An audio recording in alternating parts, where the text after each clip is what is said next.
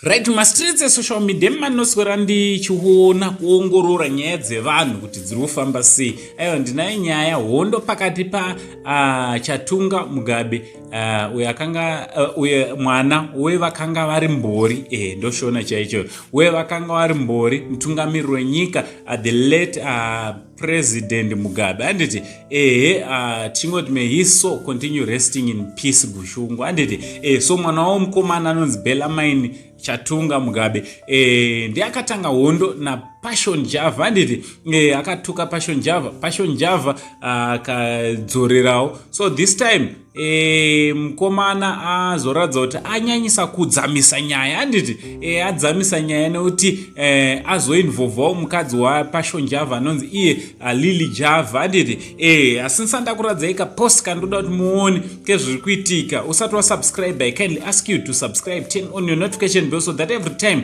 we upload a video you will be notified. Nchito zirudi kwese kwamuri vazukuru vasekuru sei pano pa number 1 YouTube channel yenyu vazukuru ande tinofollowa zvakare our Facebook page akunopisa ikoko ndo kwatiri kuita ma live stream mazuva mazhinji anasarura wako tiri kugadzira zvimwe zvirongwa zvakare zvakasiyana siyana.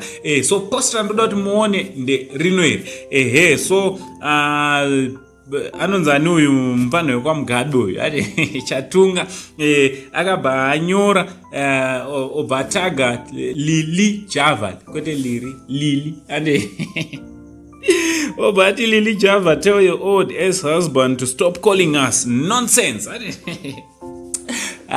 Zvisina kuwirirana mukati zvatonyanyisa kuipa.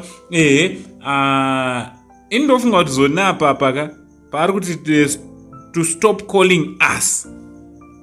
Hakutorera nabhudhu vake aneti bhozi mazuva ano Passion Java na anonzani uya wanga achifamba naye Robert Jr. zviri kuratidza kuti hazvichafambe zvese anditi hazvichisina kuwirirana.